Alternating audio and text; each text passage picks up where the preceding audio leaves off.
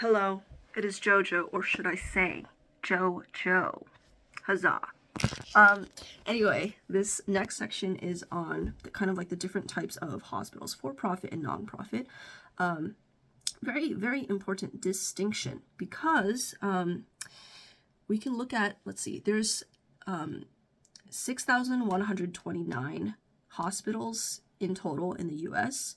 Of these hospitals, there's something called a community hospital, which is 5,157 of them. So like pretty like significant majority, vast majority.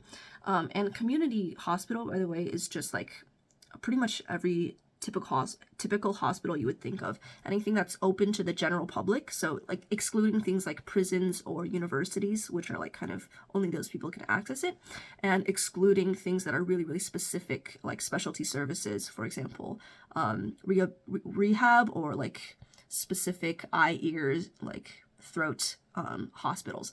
Barring those, everything else is community. Of the community hospitals, 58% of those community hospitals are nonprofit. So it's a huge section of community hospitals and of just hospitals in the US in general are nonprofit. What's important to understand about those hospitals is that they're exempted from a lot of taxes.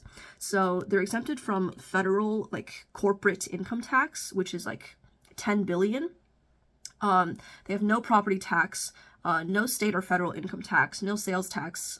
They get a lot of subsidies, basically. And it's very, very significant because the total value of tax exemption from nonprofit hospitals is $28 billion with a B in 2020. So, I mean, that's a huge amount of money just because, like, if we look at the nonprofit sector by itself, nonprofit hospitals is like 44% of net income. So it's like a huge, dominant force in the nonprofit sector. And also, if we look at something called disproportionate share hospital payments, or DSH payments, that is supplemental like payments to hospitals to kind of help offset the costs of charity care and other uncompensated care. And that's 31.9 billion for all Medicare and Medicaid DSH payments. So we're looking at 28 versus 31.9 billion, which is not that big of a difference. And I think it really surprises a lot of people when they hear like 28 billion just from tax exemptions of nonprofit hospitals, because it's not something you would normally think about. But it's a huge amount of money. And to justify all of these subsidies that they're getting, hospitals are supposed to prove that they give community benefits, right? If you're nonprofit, you're supposed to be for social good. That's the idea, and why the government is funneling so much money into them. Community benefits, like that term, can mean several things. For example, if you invest into like health professions education, like you hold a lab or like you give some training in your hospital that you pay for, that wouldn't be like reimbursed. That's like 15% of total costs for these community benefits. Or charity care, which is another really important one, which is 17%, right? You would expect, because it's nonprofit, that nonprofit hospitals offer a lot in charity care, right? Because they're also like a large 17% of the community benefits that nonprofit hospitals are like providing. So that's a significant amount, right? But if we look at the numbers, nonprofit hospitals spend $2.3 per $100 on charity care, which is less than both government and for-profit. Government is at $4.1 and for-profit is at $3.8. So yeah, nonprofit hospitals are actually the least, spending the least per $100 on charity care.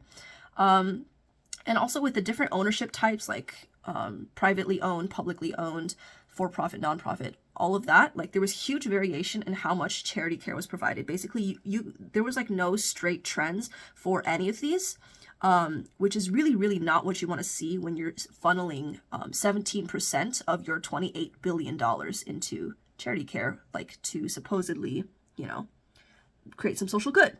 And so that's why a lot of people say like the charity care isn't really aligned with their like favorable tax treatment. Another thing though, by far like the most expensive thing under these, again, the community benefits umbrella, is something called unreimbursed expenses for Medicaid, which is 44% of the community benefits.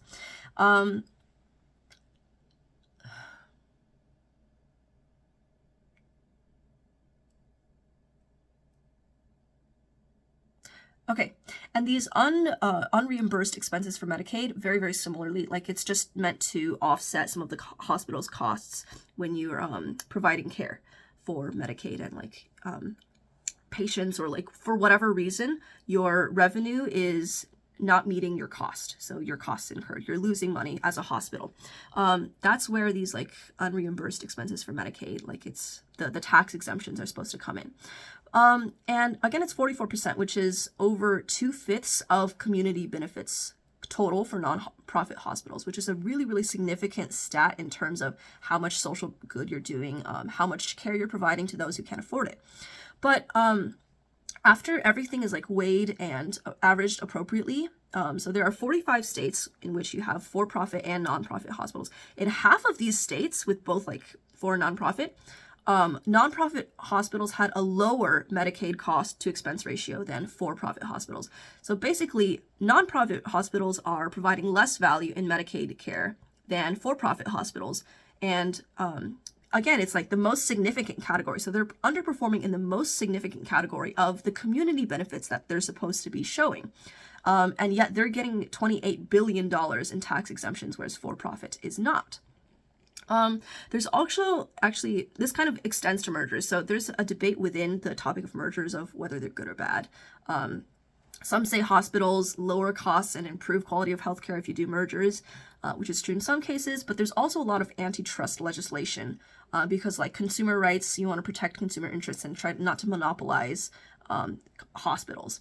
And this is what we're going to be talking about. So nonprofit hospitals are granted a lot of leniency due to the assumption that their prices are going to like lower to reflect the socially good price, like the best interests of its community and its patients, because, you know, it's nonprofit, it's supposed to, right?